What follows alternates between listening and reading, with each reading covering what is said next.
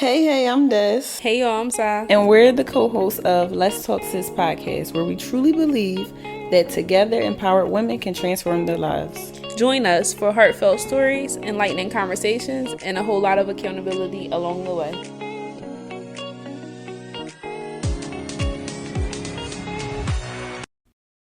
Hey.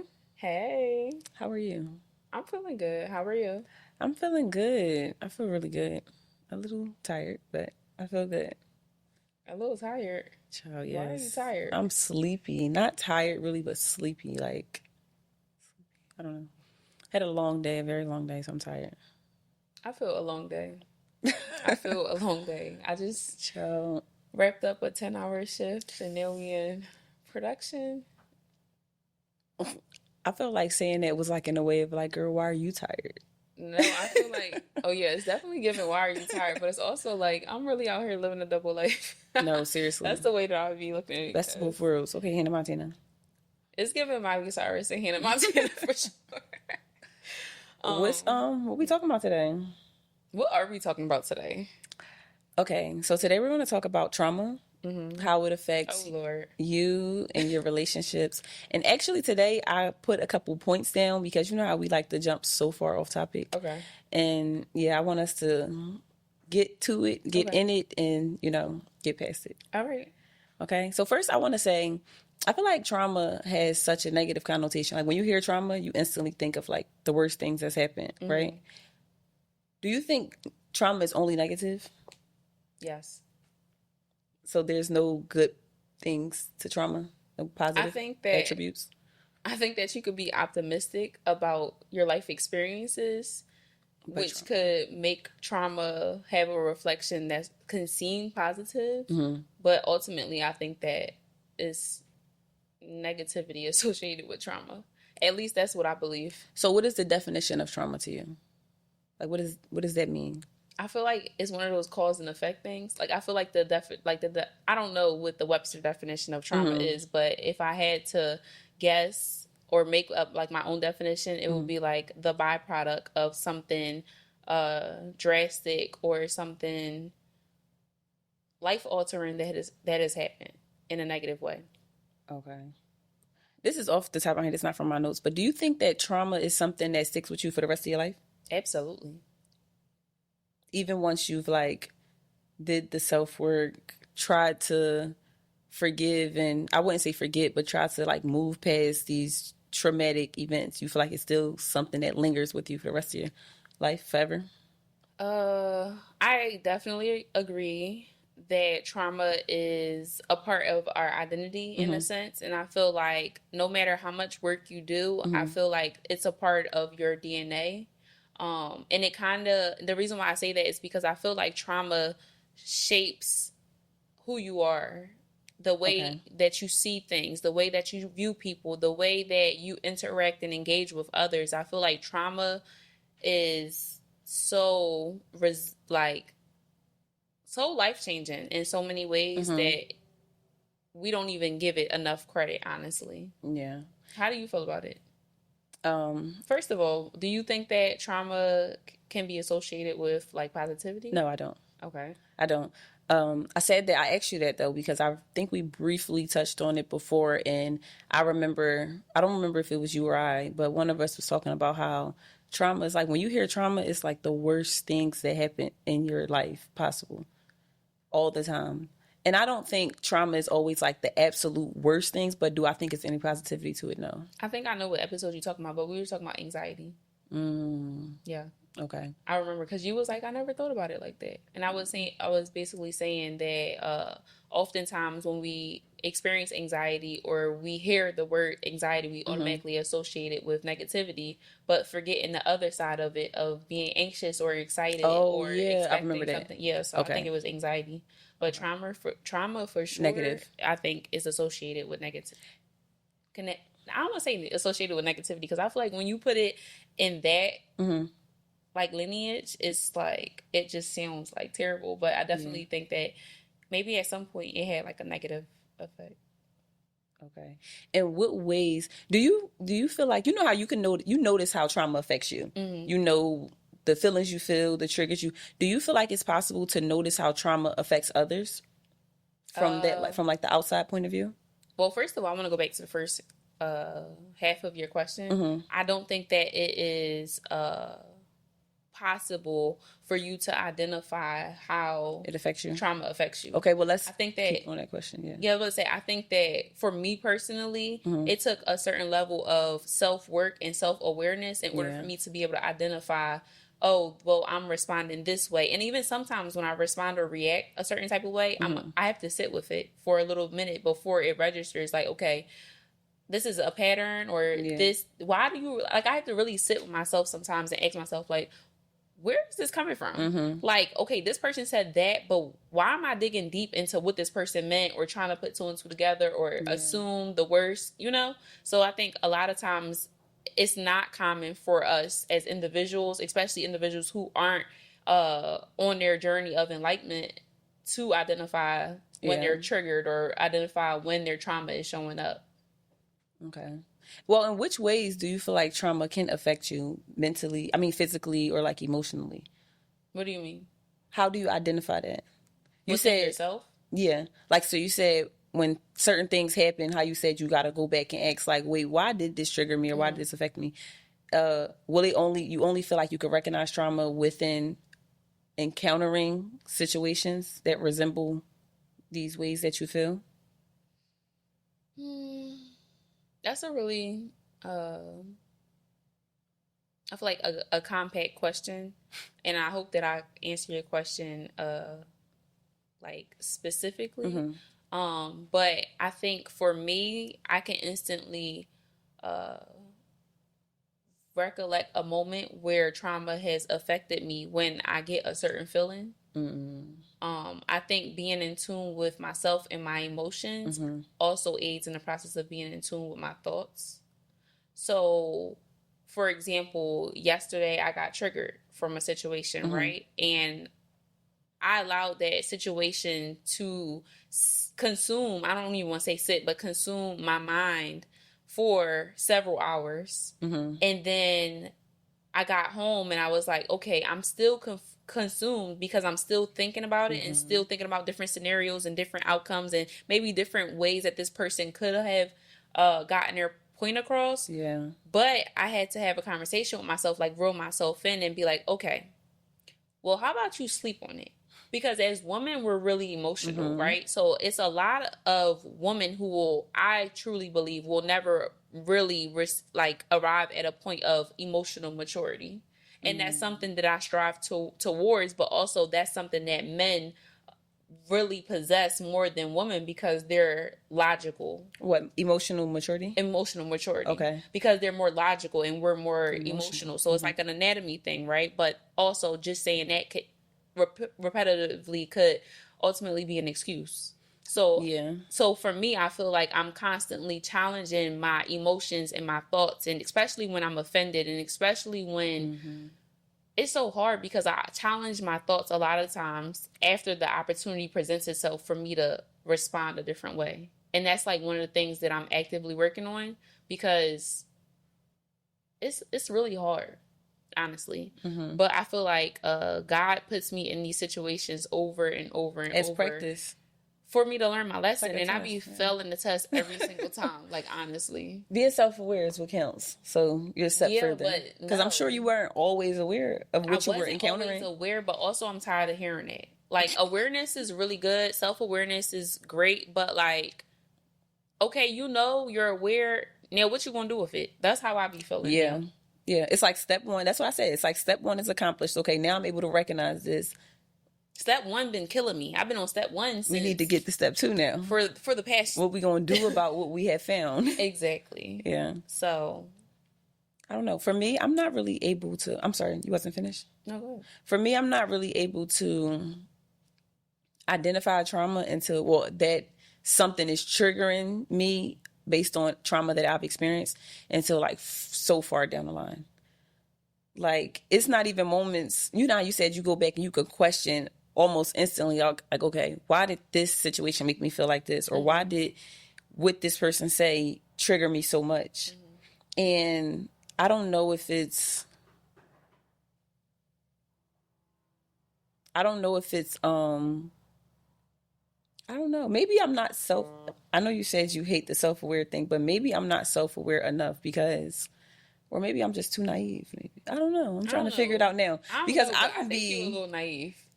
I be saying that all the time, y'all. It's no way. Sometimes I be thinking like it's an act, but then I realize she's so serious in her naiveness, and it's like it's a certain level of grace that's required to deal with someone who is like unintentionally naive, but Give like no. Give an very example, please, of the okay. situation. Um, I'm gonna come back to I this. was about to say, why are you thinking? I'm gonna Uh, finish explaining. So, like I said, you know how you're able to recognize or question why did what this person said trigger me like that. With me, when somebody, I don't sit there and question why did they make me feel. No, I know why they made me feel that way because you said that. Like in the moment, it's not on me; it's on that person, or it's that's on you, so or it's on the childish. opposite That's so side. childish. And it's not until way after, until honestly, until it's like I'm talking to a friend or a therapist or somebody, and then it's like, okay, I get called out a little bit. And then I'm thinking about it like, Okay, so it probably wasn't that when deep. you're getting called out, does that make you think about, like, does that trigger a train of thoughts that align with that same exact situation, or does it just make you instantly go into self reflection? It triggers a train of thoughts Okay. because now I'm thinking back to different times when I felt that same way, or I'm thinking back to different scenarios that triggered that same emotion or feeling within me. And now it's like, okay, now I need to figure out where did this, derive from, or, something like that. Yeah. So it's reflection is a part of it, but I still feel like I got to go down the storyline of things that I've experienced to understand why this specific thing is bothering me, because it shouldn't bother me. I shouldn't have to react to that this way, or something like that. So I I don't don't know, know. but it's not. I'm telling Because, you, I wouldn't even say it's naive. It's just like, but wait, where is the justification of this shouldn't bother you, or you shouldn't feel like you have to respond or react this way coming from? well, that's not in all situations. That's what I said. Most of the time, it's not me, it's them. So Okay, it sounds like accountability is the problem here. At first, I thought you was naive, but honestly, I think it's just a lack of self accountability. I'm I take accountability a lot. But Did for you you, think of that scenario yet? Because we can um, decipher if it's accountability or I feel like there's being so a. many, too many for me to That's what just. people say when they don't have nothing to say. I feel like it's nothing there. No, seriously, I really do want to. I really do want to bring up a I wish we could situation. put the like Jeopardy music. Um. Okay, so for example, uh, it'd be like the littlest things. So like, if okay, so if you'll be like, and mind you, I'm making this up as like an example. So if you feel like I'm not telling the truth, then feel free to interject. So for example, I'll be like, can you pass me the brush right there? And she'll be like, well, what, your arms broke? Wait, So wait. hold on. No, hold on. Let me Wait. finish the whole scenario. Pause on the play. Hold on. Can we reverse that? Because that's how you be. No. I asked you, if y'all remember to the episode when I was talking about the storage, and Well, when I that asked was for help, and it's, you got arms, you can carry stuff. no, that wasn't my argument. My That's the argument same was example. that I always do it by myself. So why do you act like you can't? So saying, do you got arms? That's something that you would say No, to me. that's definitely something you have said. Hold on, let me finish the whole outline though, before we get to. Okay, so you'll be like, "Whoa, what, your arms broke?" or something like that, and then I'll just have an attitude, or I'll shut down and I'll remove myself from the situation, and then you'll be like, "What's wrong with you? Do you have an attitude or something? Your attitude stinks." And it's like, how naive could you be to think that a response like that wouldn't breed an attitude or some sort of like strife? Like, I'm confused. I'm gonna take accountability right now, right? Ooh. And I'm gonna say, I wouldn't say nothing specifically like that, like, oh, your arms broke. But instantly in my head, I'm thinking like something that I would say is like, I'm the only one with arms here. So I would still say something smart. So you're absolutely right. And being oblivious to why you have an attitude after is correct as well. I I'm don't talking think about. it's being naive though. I just think stuff don't be that deep. Like, what you I mad just for? feel You should have like just grabbed the brush instead of catching the attitude. Now you want to be mad for the next 4 I hours. feel like you stating that you be acting you be acting It's oblivious to not it. acting oblivious. I really be oblivious because in my heart, I feel like it's not that She deep. be like, yeah, what we gonna eat for dinner? Girl, what you mean dinner? You better eat sleep and attitude for dinner. Don't ask me what I'm eating. Like, Sleeping attitude is crazy. That is dinner a lot of times here. Um, no, but no, I don't act oblivious. I really be confused. Like I don't be understanding. And I'm gonna tell you why, especially with you. I think you If do. we talking about this specific dynamic, Okay. especially with you, I be confused as to why do you be having full blown attitudes if I quote unquote say something smart or sarcastic when you get smart and be sarcastic all the time and you do the same exact thing. So if roles were reversed and you said something, I said something and you said something smart in response, and then I shut down as I would do and I would just be quiet or be on my phone or nothing you say is funny, and when you be making little comments I don't respond, and then you'll say the same thing, oh you got an attitude. I'd be like, no, I don't got an attitude. But I just be Whole time you just got smart with me 5 minutes ago and you just confused as to why I don't want to talk to you no more. I don't be confused. So why you be asking me? Knowing you have an attitude. So why do you be Because I know asking? you want to lie.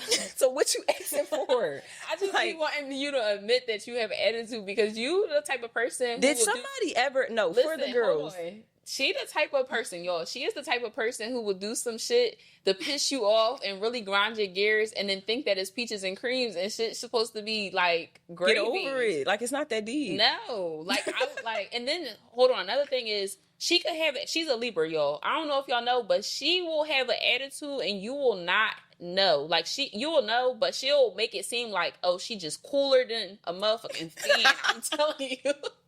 I'm telling you, she act like I'm cool. I'm cool. So unbothered, but mind you, inside she be melting. I'm telling you, like, and then later, 3 days later, she'll come to you and be like, "So are you ready to talk about what happened?" Girl, 3 days later. I never came 3 days later to talk about something that happened 3 days ago. 3 days? That's no. Her exact line be, you know, it's really unacceptable to be acting like that, and you really need to grow up and change. Because now that because listen. But you just said you don't be doing that, so which one is it? No, 3 days later is crazy. Okay, I don't be doing that. But I do come back to it. Mm-hmm. But I think what you don't recognize is, for me, that's a part of my group. Mm-hmm. Because instead of us bickering or arguing, and unfortunately, I will take accountability for this as well. But when I'm mad or like got an attitude, I say petty, unnecessary, smart stuff. Like, oh, I know.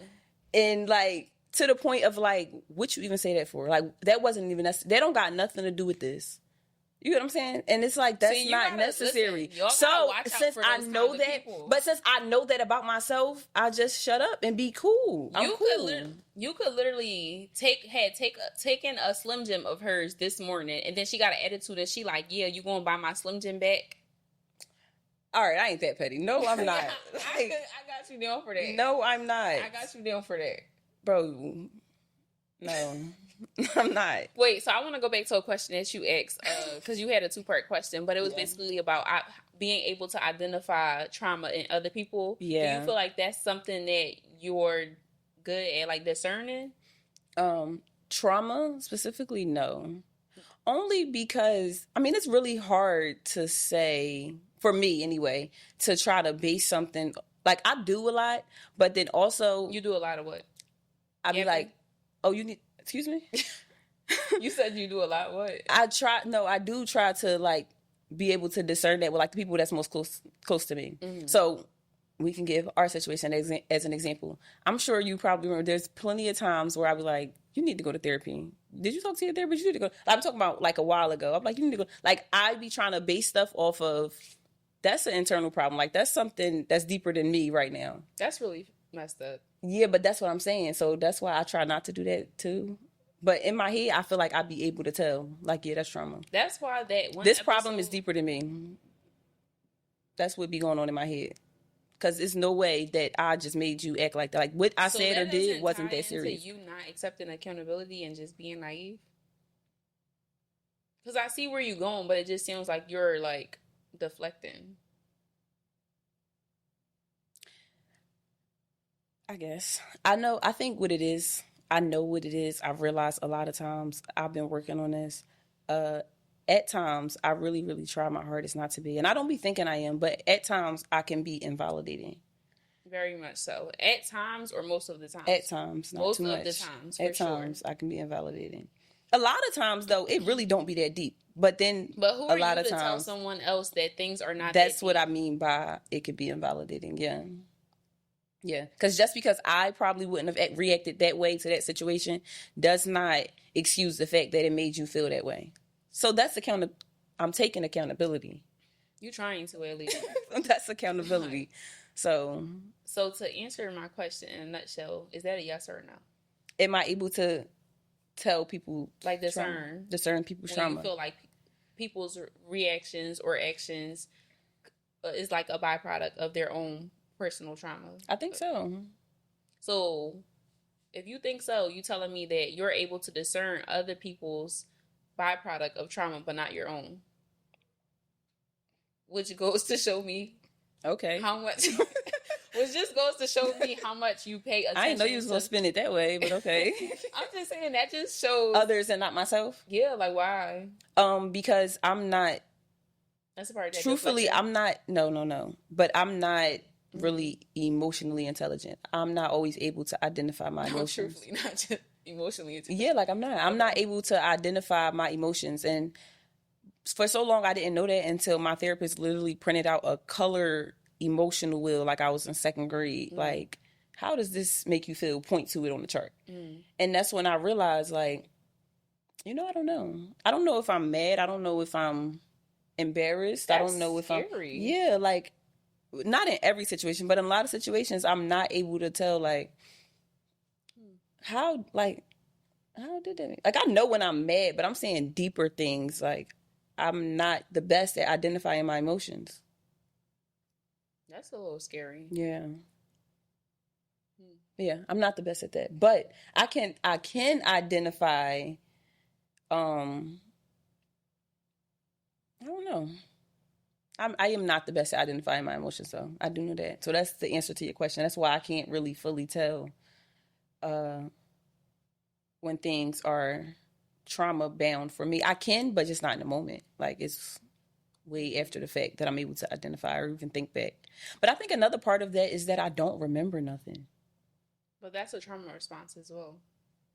Well, but emotional intelligence and emotional maturity is like, well, define the two. Like, emotional maturity is being able to, I don't want to say, well, have control over your emotions. Mm-hmm. Emotional intelligence is like that awareness factor, right. Like being able to identify and compartmentalize. Yeah, compartmentalize. I didn't want to butcher the word, but your emotions. Yeah, so I believe I'm emotionally mature. I can control myself and handle my emotions and deal with my emotions, but I'm not able to put words into my emotions, if that makes sense. That's a little interesting, only because I thought that, like, emotional maturity, I thought that it was like a journey through your emotions. And if that makes sense. I don't know much about emotions. I feel like for you to say that, it leads me to wonder, do you know how to deal with your emotions, or is it like a wall or a mask that you put up? Because it gives suppression. Just like I said, that you will act like you're the most unbothered person in the world when you pissed off, but really deep down inside you be affected by it. No, I think I know how to deal with my emotions, because in the moment when I'm pissed off, instead of me instantly reacting, I give myself time to be able to put the way I feel, or the way whatever the situation is made me feel or offended me, into words to later, 2 days, 2 hours, whenever it is that I come back to later express and speak about it now rationally. Yeah. Okay. So it don't be like I'm suppressing it or putting up a mask. It's just I'm dealing with it here first, and then I'm able to deal with it here. I feel like putting up a mask or suppressing it will be just to feel how I feel, be mad, and never mention it again. just bottle it away until it's like no more a thing. I think that I just learned a lot about you in this like conversation because like I thought that you possess more emotional intelligence than I did, but you really don't. And does that mean I'm working on like my delivery? Ooh, But wait, getting there. But what does that mean? No, but I don't have much emotional intelligence though. I'm very but aware I of that. confused the two this whole entire time. You're more emotionally mature than I am because I'm impulsive and I'm like very sporadic. So like emotionally, I'll spiral out of control if I don't get a grip on like how I feel. Yeah, and I'll find every way, whether it be words or actions, to validate why I'm about to act a fool. And it's it's the fact that I lack emotional maturity, yeah. and you have that, but emotional intelligence is not what you have. So it makes sense. What is emotional intelligence again? Like being aware and in tune and having that like awareness of like how you feel. Oh So yeah, you explaining that, yeah. because this whole time I was like, okay, well, she's able to keep herself like way more composed than I am. That's emotional maturity. But that's what I'm saying. Yeah. I just was able to like identify the two because me, as soon as I get pissed off, baby, it's lights out. Yeah, We can try again another day because the day is over. Yeah, I feel like for me, I used to be like that. That's how my mom is though, and I feel like you always comparing me to your mom. No, I'm not, but I'm just saying First of all, Mom, if I you used hear this, to be like she that. said that you bipolar. She knows that though. She's aware. But you be saying you act just like my mom. Are you bipolar or something? I say the same thing to her. I ask her that constantly. She's aware. Nothing I say on here is a surprise or a secret. But you just be acting like you don't have anything. Like, I don't know. No, I don't, because I was just very self-aware and said I don't have emotional intelligence.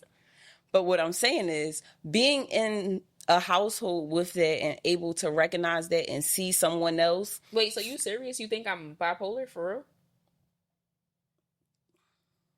You have traits.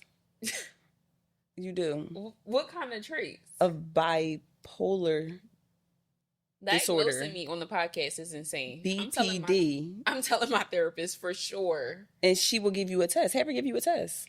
They got tests. They got bipolar tests. Like the psychiatrists and therapists and all, they can give you a test. Because bipolar disorder is an actual thing. So they will tell you if you're fully diagnosed with bipolar disorder, or they can also tell you if you have traits. Like being completely transparent, I have traits of bipolar, but I'm not bipolar, but I do have traits. But can't like anybody, a regular like human, you know? No.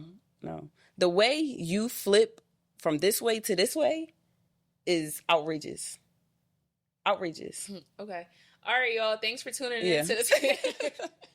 Nah, but for real, this was a really good conversation in such a short period of time, and I feel like we have to find a reputable psychologist or a therapist to bring on, because I'm interested. I'm gonna definitely talk about this in my upcoming session, but I want to dive. Wait, talk about what? Being bipolar, like the whole conversation. Okay. The genetic makeup of like the emotional maturity, the emotional intelligence, like being able to just articulate yourself through these emotional, you know, because emotions are so fleeting. So it's like you can literally experience some like clockwork, literally, in such a short period of time. And I think that while I'm on this journey of just trying to be a better person, I do think I have bipolar a little bit, because like I don't know how to explain it. I'm telling my business. But when I get mad, I don't see anything but like I black out. Like I don't remember what I say. Like I don't.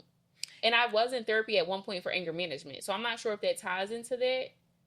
Same thing. That was like a mandate that I had to go through. But come on, you being shady and I'm being vulnerable. I didn't say nothing. Okay, so maybe I need to get that checked out just a little bit. So yeah. I'm not gonna tell you business, but yeah, you should. What's my business? Because I'm sitting here thinking about how you just asked me, how are you bipolar? And it's like, how are you not self-aware to being bipolar? Like you don't, because like, for example, when I say I know I got traits, you can't identify one moment when you feel rage, red, black, like you upset, pissed off. And then literally the next moment, you could be like joking around about something and be cool or try to be friends. That's bipolar. I don't know. We need a therapist or a psychiatrist. No, a therapist, because a psychiatrist gonna try to send us to the pharmacy. A Honestly, therapist, child, we gonna open the door. It's gonna be straight jackets, right? the white one's ready for us. But yeah, I think this was a good episode. Yeah. Yeah. If you got a word of advice for a sister, what would it be? My word of advice would be, I don't know. You go first. Yeah, I was trying to let you do what I thought. Okay, my word of advice would be to ask the two people that are closest to you, what's their perspective of you? Because I think that like hearing other people's perspective about me, like especially from people whose input and opinion and perspective that I actually value, it opens up my lenses to be able to see things from a different perspective, or at least try to. Okay. You know? Because I think we all have a different perspective of ourselves than the world does. Yeah. And then there's tiers to the world. Like the way that your friends view you, your family view you, your companions view you. So the two closest people to you, intimate or platonic, ask them what's their perspective of you. Like if they could use three words to describe who you are and what you mean to them, that's what my word of advice is. I'm curious to see what type of responses y'all are going to get. What's yours? What's your perspective of me? What's your three words? I don't see a deck of cards here. I didn't know we was playing. You just said for the girls to ask the person closest to them their perspective. Not in proximity though. I live with you. What's your three things? My 3 words is annoying for sure. Delusional. Never mind. My word of advice. No, but I think I'm gonna give my word. Is a good thing. I can be delusional, but no. Delusional as far as what though? Like I'm not delusional about life. Okay, maybe I'm not the best suitor to ask the three words. What do you mean about delusional? Delusion. What's your word of advice? What's your third word? You said annoying, delusional. Number 3. Come on. It's gonna be 3 negative words. What's ambitious. The third one? Oh, that was cute. Thanks. My word of advice. You can't even be nice to people. This is a damn shame. Like, I'm taking my word back. Go ahead. All right. So my word of advice would be, I still don't know. Okay. My word of advice would be to live life. Do what you enjoy. I think no matter how old or young you are, tomorrow isn't promised for anybody. Mm-hmm. So don't try to save everything for later. Don't try to save that person for later, that thing for later, that trip for later. Just live your life. Do what you enjoy and live in the moment. I feel like we spend so much time thinking about tomorrow, next year, 5 years from now, when none of that is guaranteed. So live in the moment and enjoy your life. All right, before you go, can you elaborate? I have a question. What's the balance between living in the moment and looking forward to tomorrow? What you mean? What's the balance? Like, what's the balance? You said don't save nothing for tomorrow, live, because tomorrow's not promised. But what is the thin line for you or boundary that you have established that helps you still be progressive towards the future, but still maintain living in the moment and being present? Okay, so I do what I feel and can do now to enjoy my life, because that's why I said enjoy life. But I'm still keeping a certain level of like, okay, just in case I am still here tomorrow, I got to make sure I can still live again tomorrow, if that makes sense. Okay. So it's like, don't jump off a bridge today thinking tomorrow isn't promised, but like, just take the parachute, you know? So still jump, but just make sure you got a safety net. That's basically. Okay, yeah. Cool. So. Well, this was a really good episode. Mm-hmm. I gained a lot of insight about, it's crazy how much you never know somebody. Yeah. And like how many layers and dimensions there are to us as individuals. I think it's such a beautiful journey. Yeah, it is. It's a forever ongoing journey as well, I believe. It is. And it just shows that no matter what type of relationship you have, Yeah. it requires a great deal of commitment Mm-hmm. and consistency and so many other things. So, Yeah. yeah, it was cool.